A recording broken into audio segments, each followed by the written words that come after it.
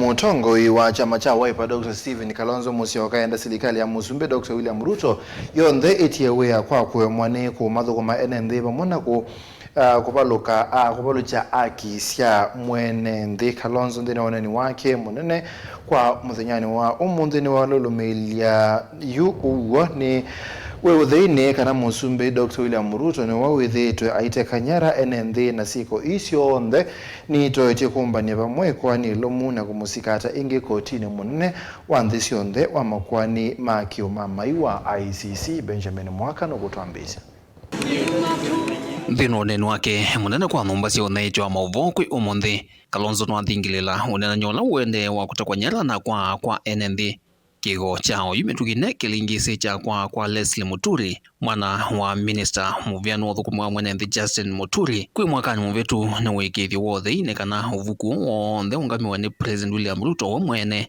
na ena makulyo manene muno ma kusungia mwene nthi.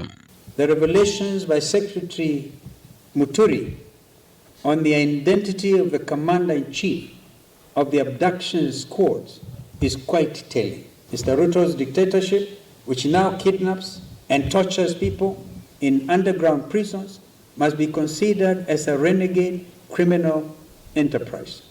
And this in accordance with the ICC's Rome Statute. Kenyans have gone ahead of me and ahead of us. 55,000 of them have directly petitioned the International Criminal Court. So this is serious, and I'm very proud to be a Kenyan at this time. Because nobody is going to mess you up. Yu Kalonzo henda President Ruto hamwe na utongoi wake wonthe mevetange kuma ofisini aiweto usumbi wa Kenya Kwanza wina kilelo na kimwe cha kumusesea mwene nthi.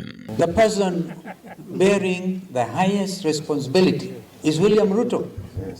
I saw the headline in the Standard calling Nurdin the chief abductor. It is Ruto who is the chief abductor. If Ruto refuses to respect and enforce Kenya's constitution and laws, the solution is straightforward. He should resign. And the world is changing.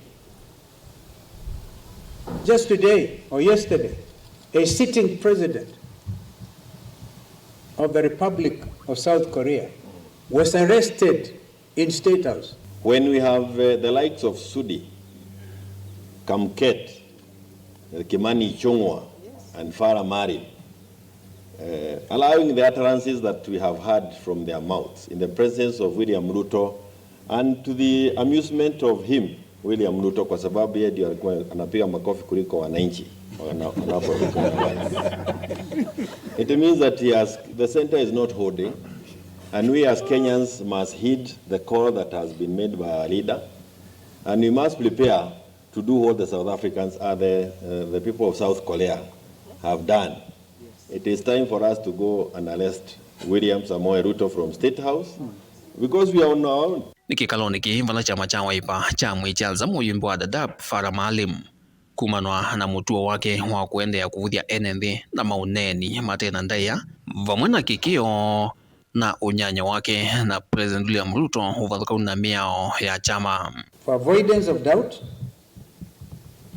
Honorable Farah Maalim, who until now has been Wiper Democratic Party's deputy leader, stands expelled from the Wiper Democratic Party for violating the Constitution and the rights of Kenyans, and even abusing Kenyan mothers. Party leader umundi ni wa convey publicly decision ya NEC ila tuosie ya kulungia Farah na ningukwata party leader kwoko na mundu la wonzio kwa nzia ya kiama aleta kwa trianzi yesu ya